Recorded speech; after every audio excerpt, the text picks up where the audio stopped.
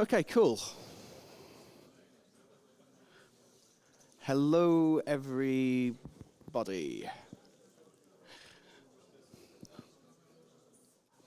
I'll wait. All right, thanks for coming. My first demo is already complete. I've managed to get my Linux laptop connected to the projector, and it's worked. Just checking you are in the right place. I am talking about types today, and that's a boring subject.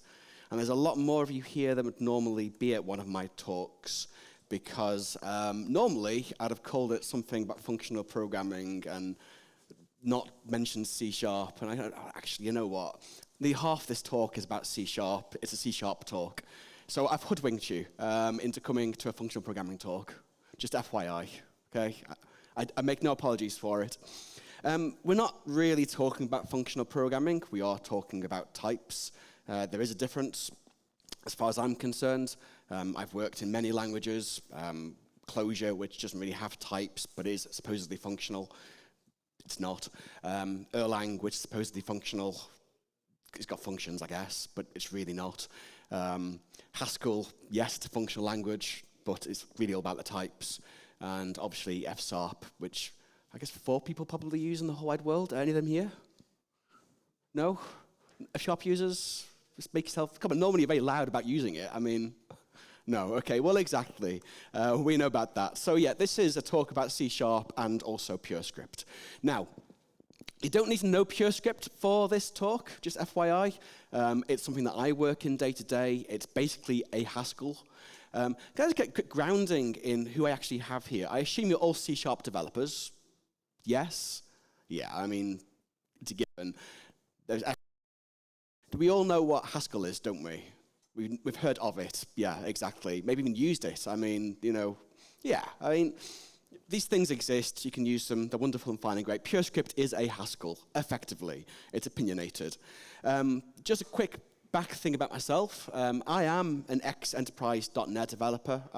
So I am actually one of you. I'm not an alien talking about FP from some pedestal over here. I do know like actual code. But I have spent the last 10 years writing dispute systems in Erlang and C. Our main goal is to ship software we don't need support, because that's how you make money, right? That's my smug mode down there, because it's a cool job to have.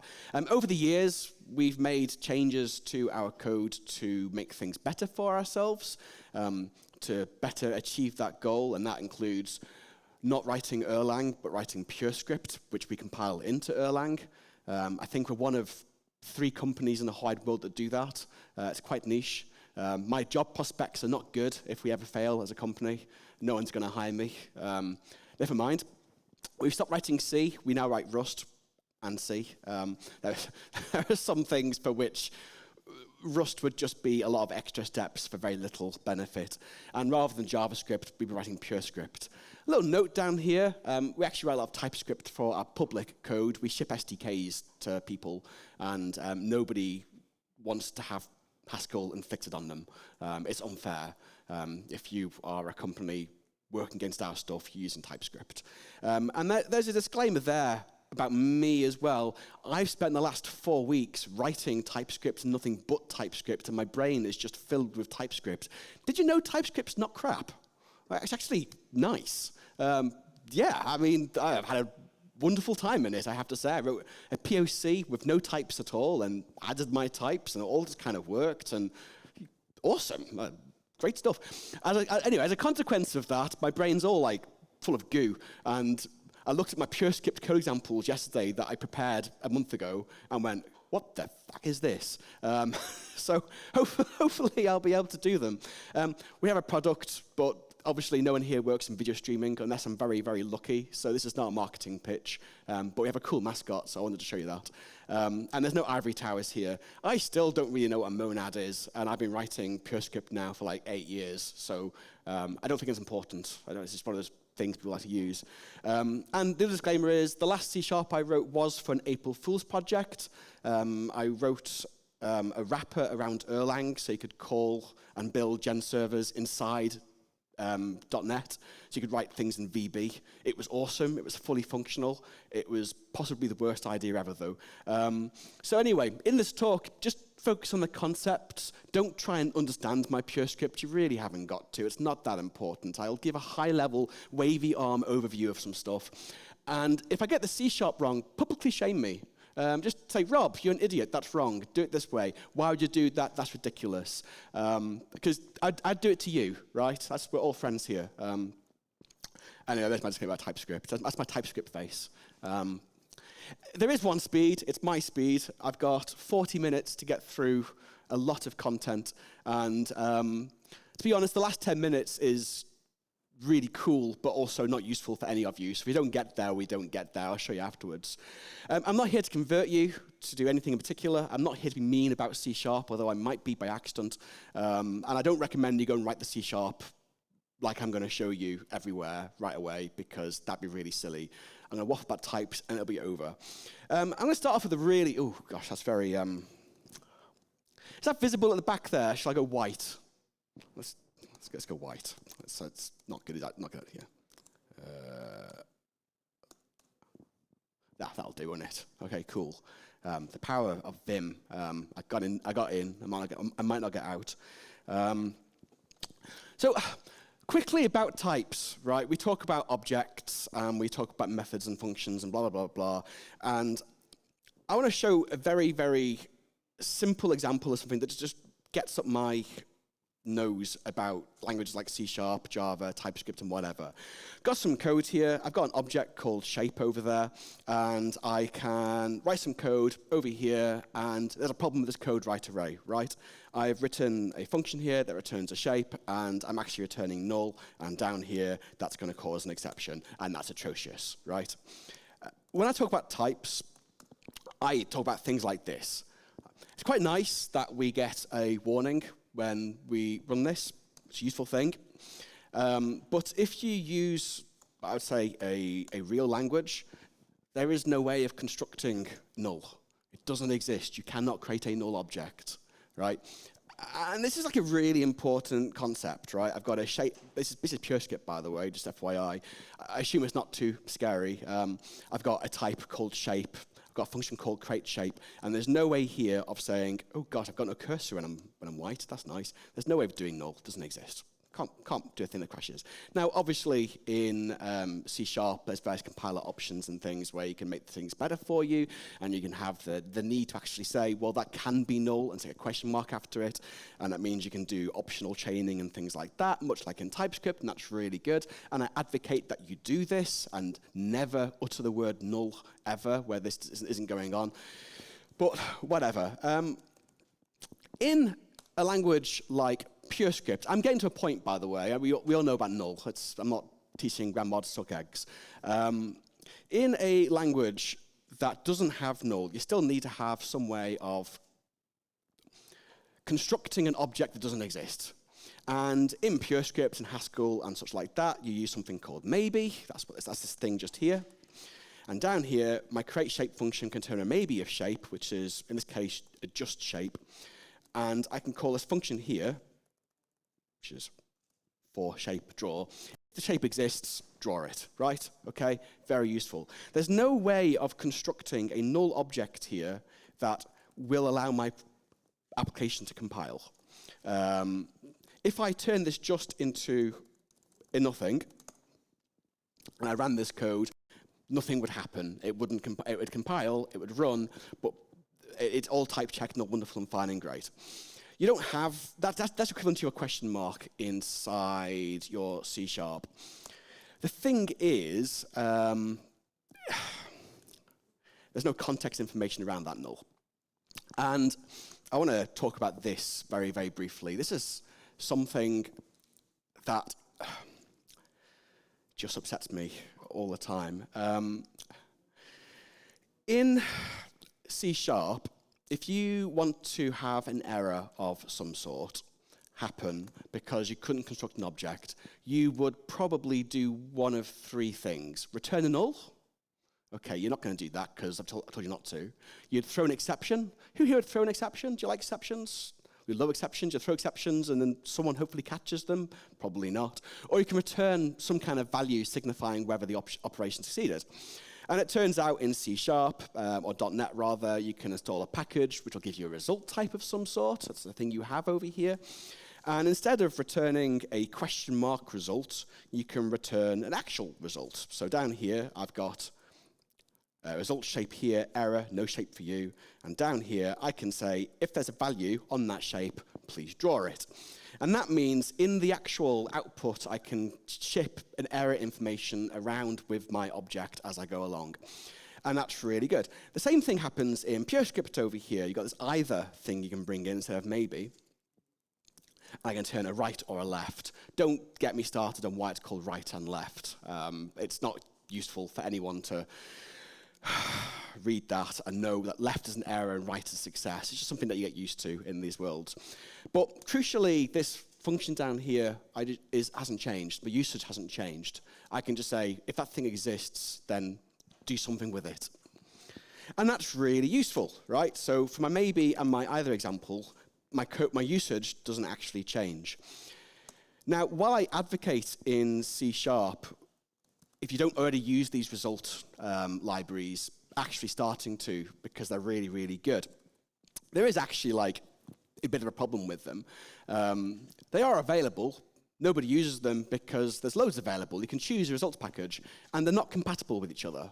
So if you use a result type that, in one library, you end up inflicting that on users of your library. So of course you don't do that, you use an exception. And it's one of the problems in C# or languages like that where you bolt these things on after the fact is, unless you have consensus, you don't really get the benefits of it. That's not to say you shouldn't be trying to, in your own code, go down this route. And obviously, you know, the F# developers have a result type in there anyway, and they happily get on with their lives.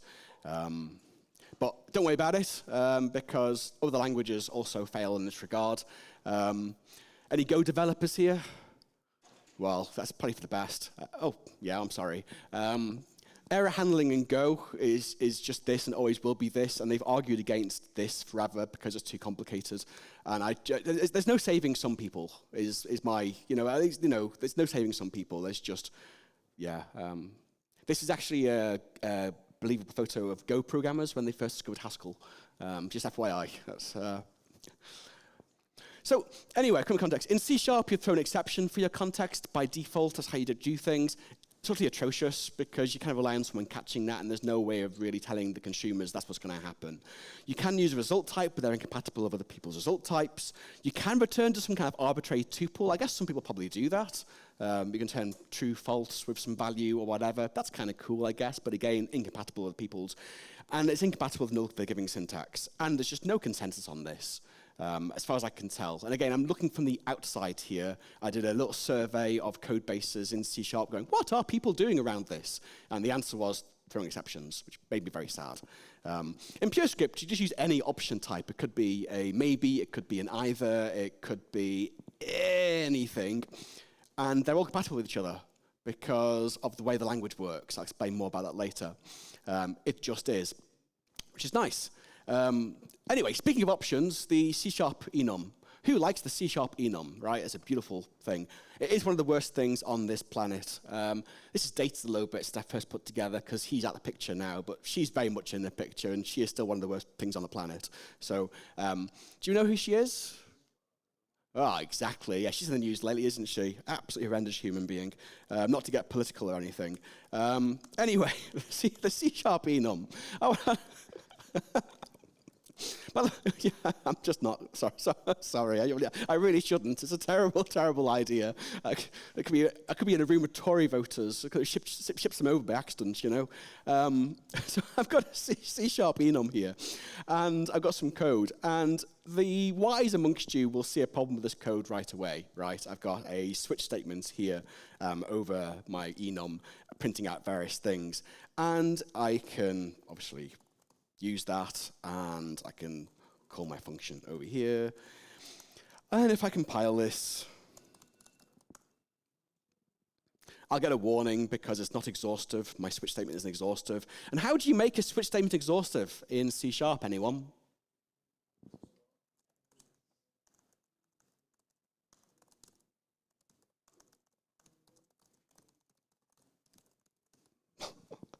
That's how you make it exhaustive. There's actually a really big problem with this. If I'm actually, quite. Is that how you put an exception in C#? Presumably. What happens over here if I go and add turquoise to this list now? Yeah, I get an exception when I run it. And there's no compile check, because my case statement down here is exhaustive. And the only way to make it exhaustive is to put a wildcard in it. And this is true across the entirety of C#. Of any kind of switch statement you build, your exhaustive statement ends up being an underscore at the end, which means adding new examples means, I probably will compile if I got my exception correct. Oh, I've missed a comma somewhere. I'm just basically terrible writing code. Whatever. I can't write C#, but it's not relevant. Did I mention I haven't written C# in about 5 years, right? It's fine. Over in the real world, where you have a language like this is the equivalent of an enum in Purescript. And I've got a case statement here, which is your switch statement in C#. And I've got my thing down here where I create the shape and draw it. And I'm doing my case over the thing over here. And this compiles, and it's good. I've got editor integration for my Purescript, so I haven't got a drop to command line. I couldn't quite get the C# one working, which is funny because all these language servers we now have come from that world. So it's funny I can't get that one working. And yeah, indeed. Anyway, this statement here is exhaustive. There are 4 items in my enum, and there are 4 items in my case statement. If I go over here and I add not a semicolon, but turquoise. If I can spell turquoise, that'd be even better. Indeed. So, I instantly get an error because my case statement is not exhaustive. This is exhaustive pattern matching, which to me needs to exist in every single language straight away. Without this, a language is actually very frustrating to work with, I find personally.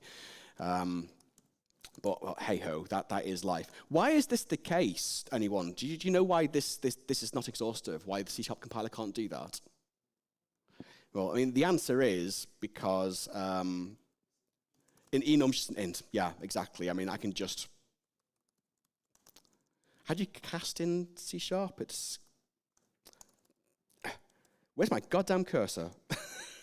I'm not enjoying this white This white theme. There you go. You can just cast any old integer to enum, and that compiles as absolutely fine and great. And the reason for this is legacy. .NET obviously originally existed for doing com interop and whatever, and you could just pull any old value in from your native code, and that was what used to represent. That was what used to represent C# C enums and such. It's amazing that it's just been kept like that. And what are you on now? Version 12? Just at some point you got to make a backwards breaking change, right? Anyway, they're terrible. In C#, they just wrap around integer. There's no bound action values. The compiler will help you add new entries. And Purescript and languages like that, they're first-class citizens. They can only be known values, which means you get exhaustive checking by the compiler, and you don't need to put underscore in your case statements. And I go one step further than that. Whenever I see an underscore in a case statement in Purescript, in our code, I go in Discord and write an angry message to whoever did it because it really annoys me, and I go and add all the other statements for everything else in the possible evaluations.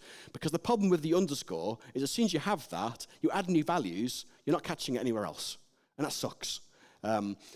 We leverage the compiler a lot when we're writing code. Yes.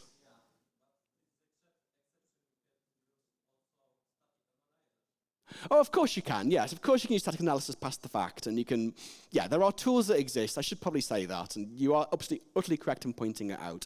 There are tools that exist that can analyze your code and tell you what you've messed up with it. Yeah, and some people have them set up as part of the CI process, and some people don't, and there's opinions about which rules should be enabled and which rules shouldn't be, and there are limitations in how well those things can work. I appreciate they get better every single year because, they make money by releasing new versions, so they have to. But it should be, in my mind, part of the language. It'd make life much better if it was. And funny enough, in TypeScript, you've got this. You can do exhaust checking in TypeScript because as you do if statements and case statements in TypeScript, it reduces the type you're matching on to eventually become never. And then you can actually assert on never and say, if I get a never, run this code. And the TypeScript compiler goes, that makes no sense. I'm not allowing you to run that, which is awesome. I'm going to talk about primitives a little bit. I found some memes about primitives. I love memes. They're great, aren't they? I love there's this whole Twitter accounts out. Well, there used to be whole Twitter accounts out there dedicated to making memes around programming and whatever. They've all left the platform now, sadly, so they're gone forever. But let's do some very, very simple code. Why am I in that language there? Let's keep it white, shall we? What do we mean by primitives? How often do we write code like that? Here's a record called person, and they've got a name, an age, a height, some number representing diet, and whether they're alive or not. This is the best example I could come up with when I was on a plane, and I just... And this thing when you come up with an example and you look at the example and go, that's really terrible. But because you've thought about it, your brain just keeps going back to it over and over again. You can't think of anything new. I got stuck in this loop, but I couldn't think of anything better. So we're stuck with this now, forever until the end of time. This is outrageously common, right? You write a class or a record these days in C# most of the time and stuff it with primitive values like strings and ints. And on the whole, this is okay. You can kind of tell what it means. But down here, when I actually go and create these objects, what the F is going on there? 18, 172, 45, and true. What does that mean? That doesn't mean anything at all. It's completely meaningless to anybody. And yeah, it's just meaningless garbage. You can do the same in Purescript. And there you go. There's the same code in Purescript. I got a type called person with name, age, height, diet, and whatever, boring. Down here, it's slightly better because I'm constructing the record by passing in what the things are called. And you can do that in C# too, obviously. You can pass a thing. It doesn't mean anything. What's any of this mean? It just means nothing. It's just useless. So anyway, over here in C# world, you can start doing things like this, right? You can make records around, and someone at this point is going to yell at me and say, you can have type aliases. I'll get back to you in a minute.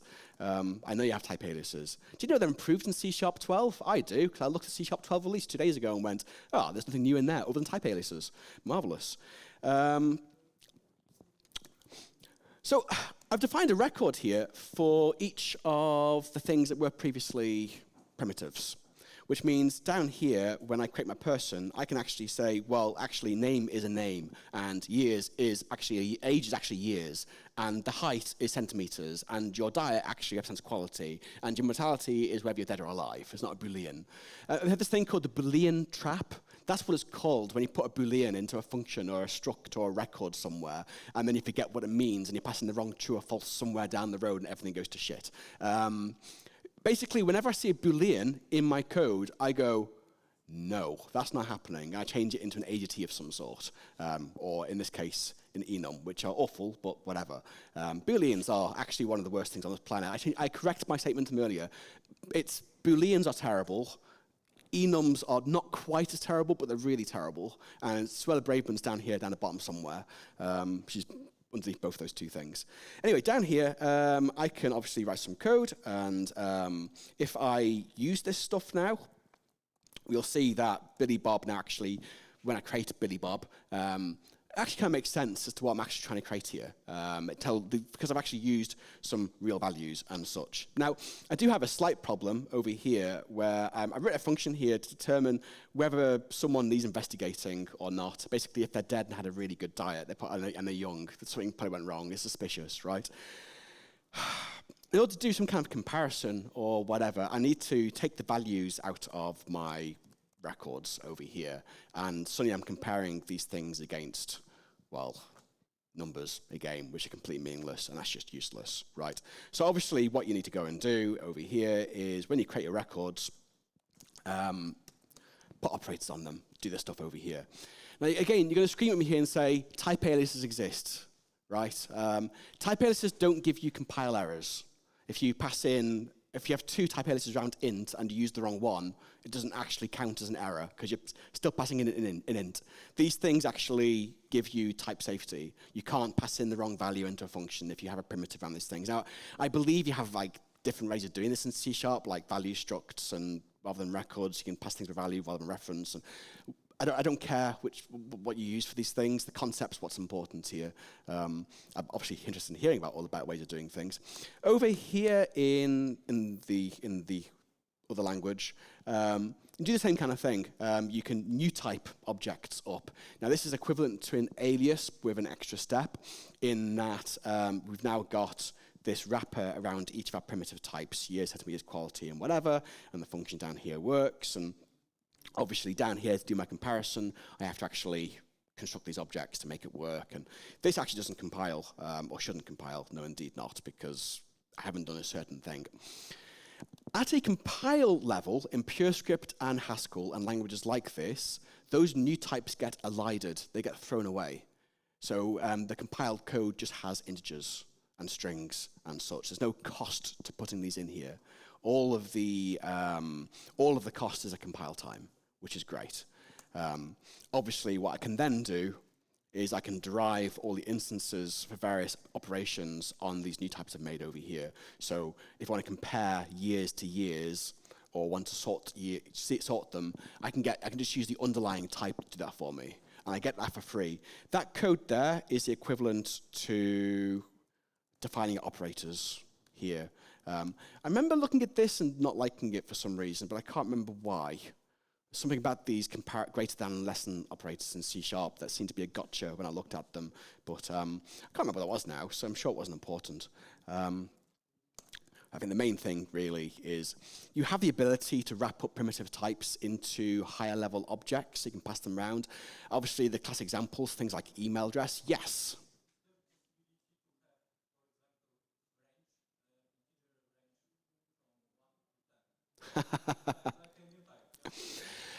Only if you hide your constructor. So you do that in Purescript. You would have a bounded type, and you'd hide the constructor, the new type over here. So by default in Purescript, everything from this module is exported.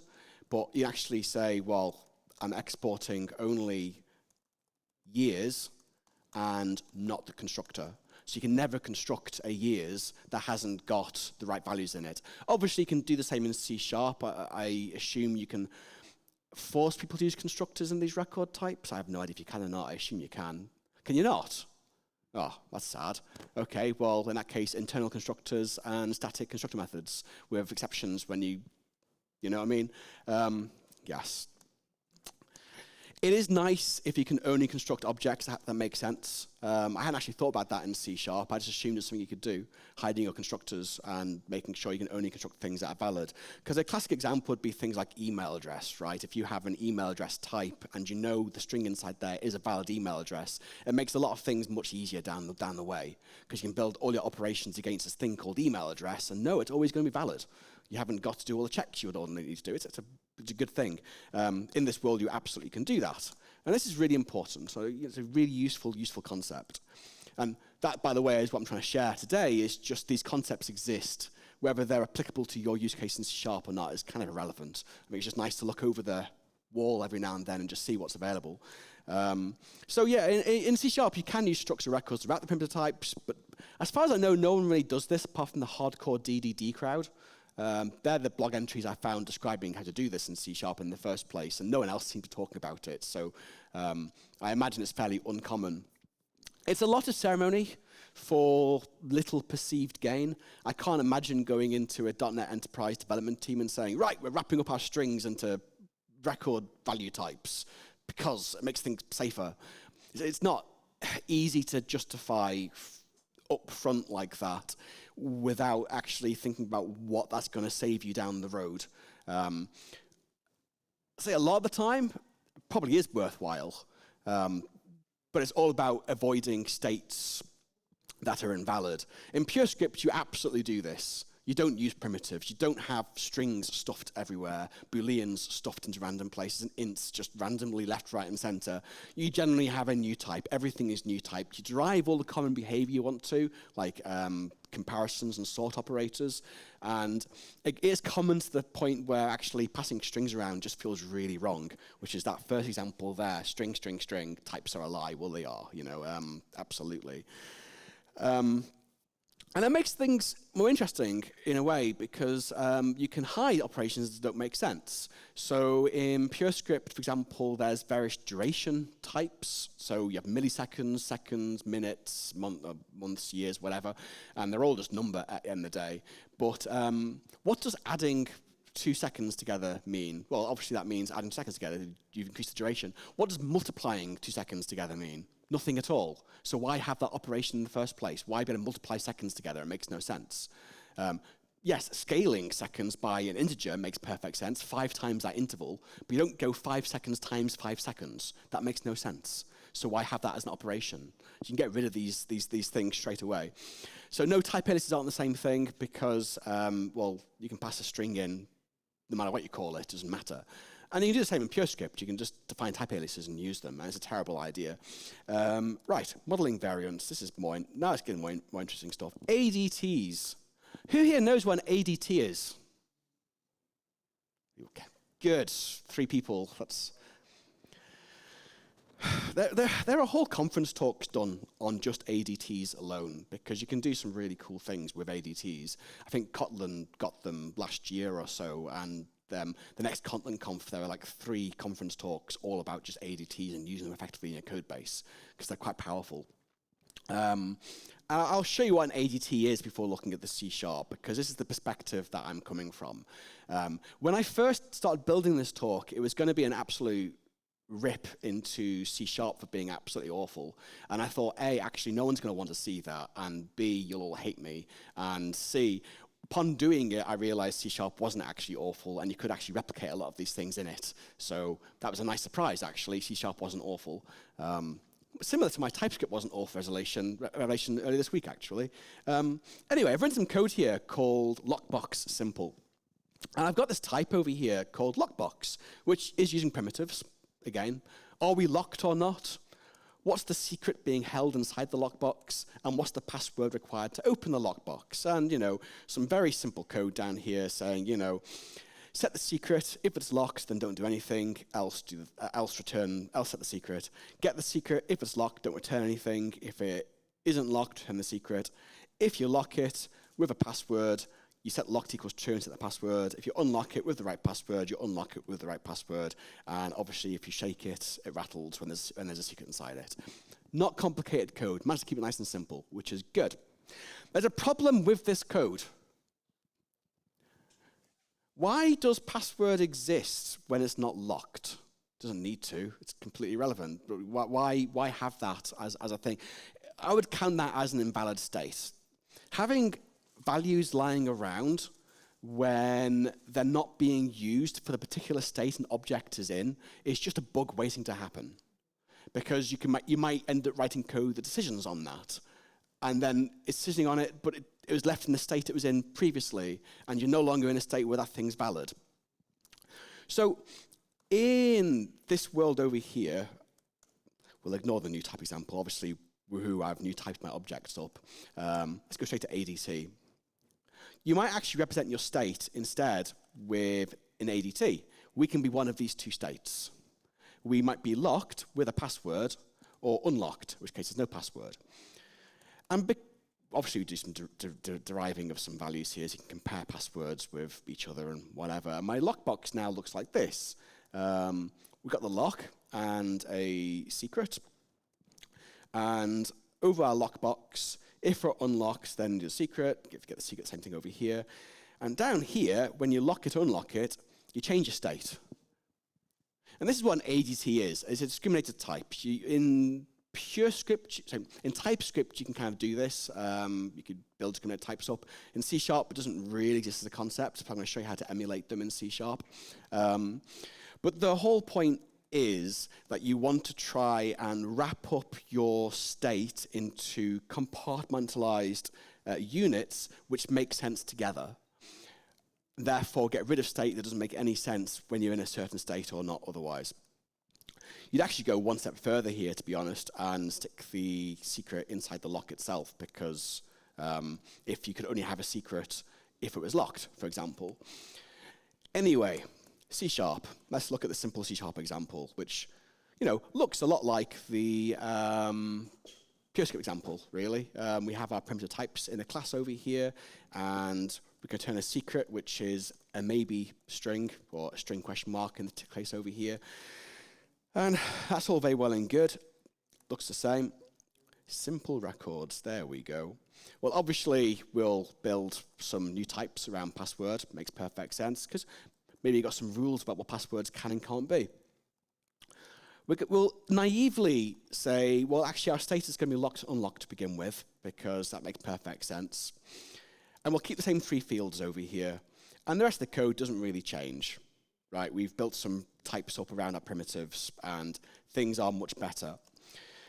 In Purescript, an enum is just an ADT, and an ADT is just an enum with extra steps on it. You can't stash things onto an enum in C#, so what do you do? Well, I found some code on the internet which said you do this, and I quite like it. You build a record up for your states. So over here, I've got a record called status, which is the base record for my state type. And I've got a state here, which is locked, which takes a password, which derives from status. And I've got unlocked status here, which derives from status.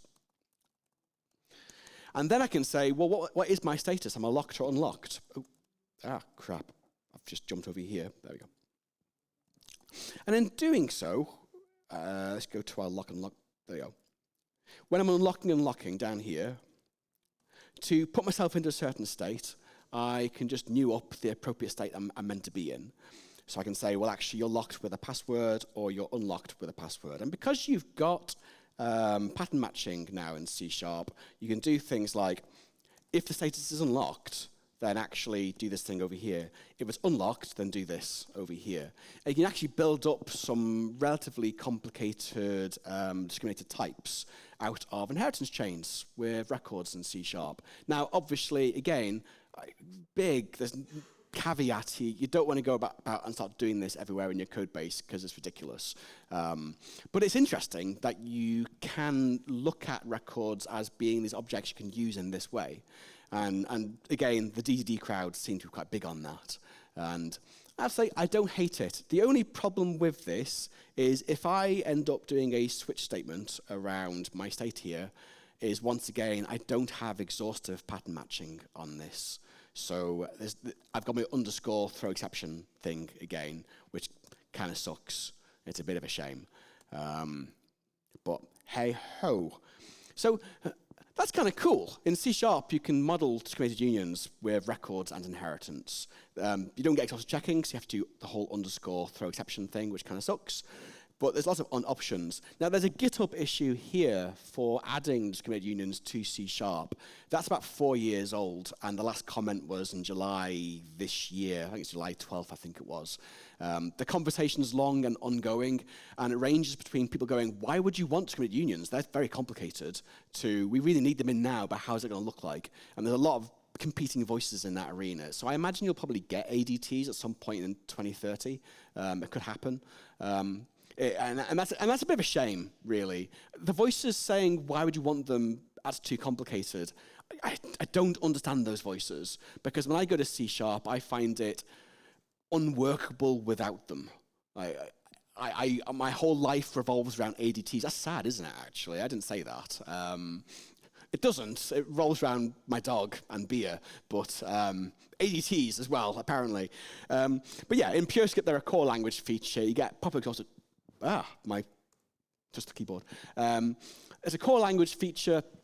You get pub exhaust checking and everything, and there are no syntax choices to be had. There's no different ways of doing this. You just build them this way, and that's how they work, which is awesome.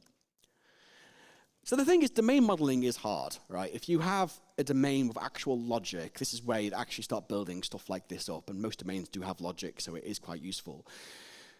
I would not enjoy doing this stuff in C# because I'd be actively fighting the compiler to get the safety that I would want, and you'd be working around it. And I think more importantly, you'd be fighting your entire team every step of the way, because I can't imagine I've convinced any of you to start writing your code this way. It's outrageous. I mean, just so many extra steps. Now, that said, I want to talk about accessibility a little bit. Now, this is definitely a contrived example, and we're going back to full-on university inheritance and this box is a shape kind of stuff. And I make no apologies for that. You know, examples work that way. Abilities, there we go. So we've built this domain at some point in time, and I've got a color, brought that back again. Color's a non-stop hit across all my examples. And I've got various things like point, shape, rectangle, square, circle, and that's great. And some years later, I go and write some code against this, or try to anyway. And my code creates a circle and asks how much it's going to cost to paint that.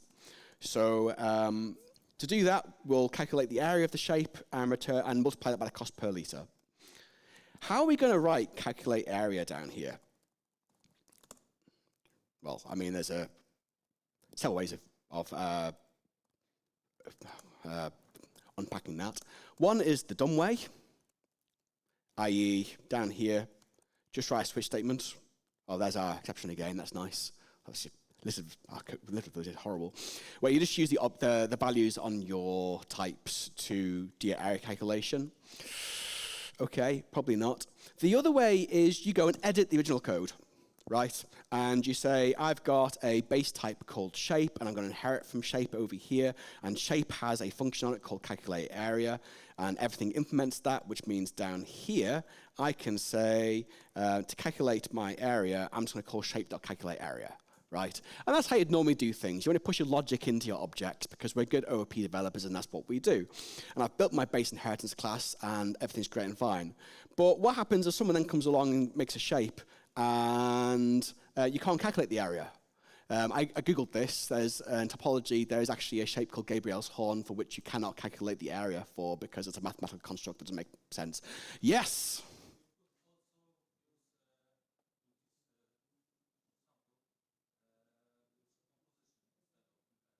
Next example. Absolutely, yes. So there's a problem with inheritance in this particular case in that actually you end up in situations, as you always do across any inheriting example, where you've inherited from two objects and suddenly in a place where the functions you're being told to implement don't make sense for a particular use case. Yes, Gabriel's horn's a very contrived example, but whatever. Obviously, the way you can do this in another way is compose your behavior onto these things. So yeah, sure, have a base record for shape because they've all got colors and locations, but you have an interface called I have an area, right? And say this thing has an area, which means you can calculate area, which means your function down here can end up saying, where I've got a shape that has an area, you can do this calculation over here, which means you can't get into a situation where you're calling code in a way that's going to get you a runtime crash. So over here, Gabriel's horn exists, and it's a shape, sure, but it's not something we can have an area for. I can't construct this object and pass it into something that's going to expect this function to be called and get a runtime exception.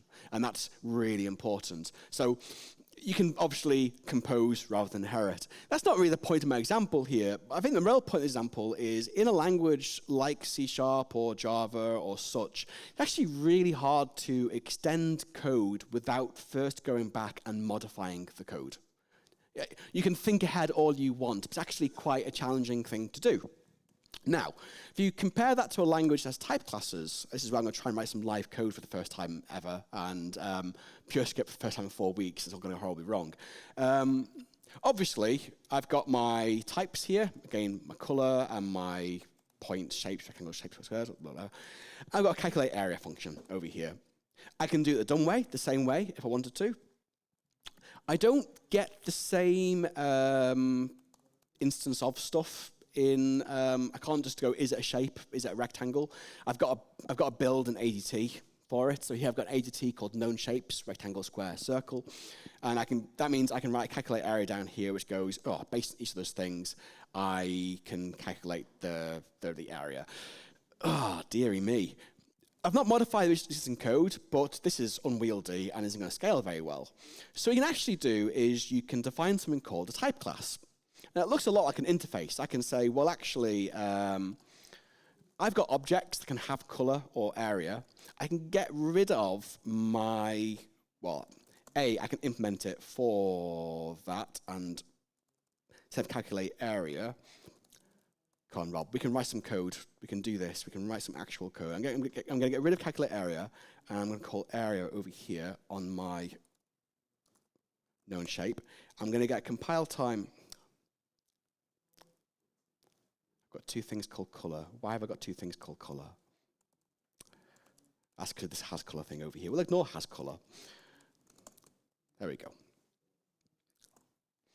Right, so I've defined an instance. I've defined a type class here called hasArea, and there's no instance of that for my known shapes over here. So I can say, well, actually, I've got an instance of hasArea for known shapes. Actually, I'm not going to do that at all. That'd be stupid. I'm going to say I've got an instance of hasArea for rectangle, and I'm going to apply this behavior onto my existing object from the outside and say, well, the area of a rectangle. Is it just X, Y? I can't remember. I did that in the end.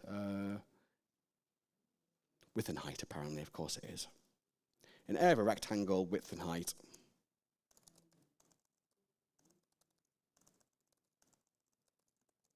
It is width times height. Whoop-de-doo, right? And then down here, I can change this from known shapes and say, well, for all of anything at all, so long as it has an area, you can call this code. So you can add behavior onto existing objects of type classes, which is awesome from the outside. Sometimes you can't do it straight away. So things like integers and strings, if you don't own the type class, you can't add them. So you can just new type them up and add a type class for the new type instead. So down here, I've got a new type. I've added instances for all of my new types over here. And for my how much paint costs function has now turned to a thing saying, well, if it has a color and an area, then take the area and multiply by the cost per liter of that color, and off we go. And all the way through all these examples, I've not once changed my library code. It's just stayed the same over here. And the usages have stayed all the same as well. All I've done is changed the signatures of the functions, and I've applied all that behavior from the outside, which is awesome. Now, yes, indeed. So C# solutions often involve editing original code, unless you had a crystal ball, which you don't. Unless you write many interfaces for absolutely every single function, but please don't do that. Requiring multiple interfaces often ends up meaning generics, and you can achieve some stated goals here with some careful application. In Purescript, you just wrap things up in an ADT or new type, or write type classes for your old types, and just use them as they were. And it was pointed out by one of my colleagues. This is known as the expression problem. It's worth reading about that on Wikipedia. It's quite interesting. I found it quite interesting. I'm not going to say it is interesting. It's a nice article to read on a Sunday afternoon with a cup of coffee. I think I'm running out of time, and I thought I might for the last 10 minutes, which is a shame because I was going to show you some really cool type class wizardry.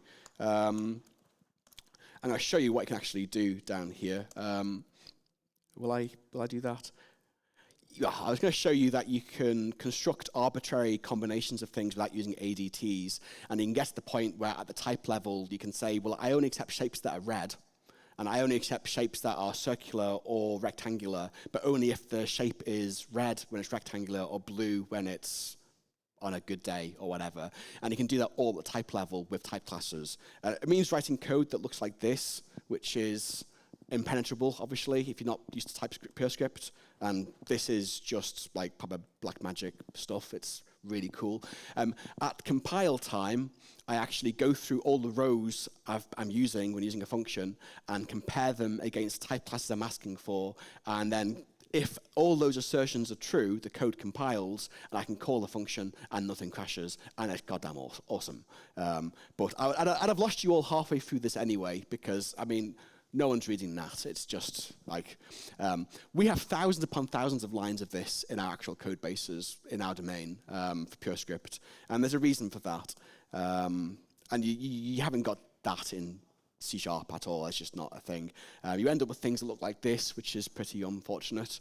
But you get to write code like this. I work in video and audio, and we are able to write functions that say things like, well, I work on raw audio if it's got 2 stereos and a sample rate of 48 kilohertz. And I also write functions that say I only work in raw video so long as it's got this bit rate or whatever. I only work with H.264 with known frame rates, and it's not 10-bit, because I can't do 10-bit conversions because I'm an Intel chip on a Windows hardware, whatever. You can do all that at the type level, which is mad, really. There are some side effects to this. Notably, I can no longer build our project on my laptop because it takes 16 gig of RAM, and I only have 16 gig of RAM. In my laptop. I went to add more RAM to my laptop because that's the obvious solution for that problem, and all my screws are stripped to the bottom, so I couldn't. I'm traveling. I'm no longer building our project on my laptop. It's not happening. Hey ho. I just want a quick note and say TypeScript's awesome because it actually has a cert on Reachable if you want to do things like that, where you can do exhaustive pattern matching, and that's great. So I've got cake and pie. I've built a union type there of cake or pie. That's your ADT. And I'm saying when you eat a food, if it's this type, do this. If it's this type, do this. And down here on your default, that'll actually be a compile time error if you add a new type to your food ADT. And that's great. If you're not doing that in your TypeScript, do that in your TypeScript. You shouldn't be doing underscores, throw exceptions, and all the rest of it. Please don't do that. There's no need for it at all.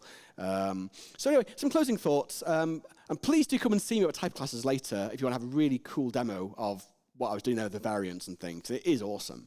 You can do a lot with C#, but you have to work with your language features to get there. The lack of exhaustive checking is probably the biggest blocker to doing this stuff, really. You do all these fancy types, and then it still all falls down because you have to put an underscore throw exception in somewhere, which sucks, really. Obviously, if you use a result type, that's not true. You can return a result type of none or fail. No one's going to be doing that. The use of the language features is costly from a brain point of view, and the problem is idiomatic C# is not that.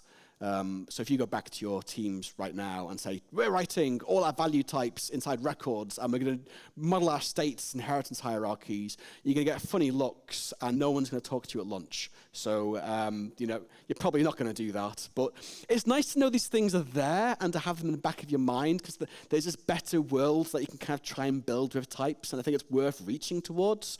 Obviously, the right solution is to go and use a language that has these features in the first place. Probably not Purescript, because there's like 10 people in the world that use it, and we're most of them, but hey-ho. Things like that have a very small language surface area. There's only one way of doing it, and that's really useful. But, and it is fun doing, we call it row type yoga. When you start writing all those really cool type classes with all the row type stuff, it's called row type yoga. It's a great way to spend like 8 hours of your day. It's really fun. And then your colleagues can look and go, what the fuck have you done there? That's terrifying. And the thing is, these features will be in C# at some point anyway, right? Because as time goes on, everything starts looking like Scala. That's just the natural progression of things. Scala gets all the features, then Kotlin gets some of them too, and then C# gets them as well. ADTs will appear at some point in some form, and it'll be a glorious day. And because there'll be exhaustive checking on that too. I'm sure they'll do that, and it will just be the most amazing thing. Anyway, I've taken enough of your time talking about types. I hope some things come out of this. Please do come and talk to me about type classes. I'm desperate for conversation about type classes. I love talking about type classes. They're my favorite thing. And thank you for coming.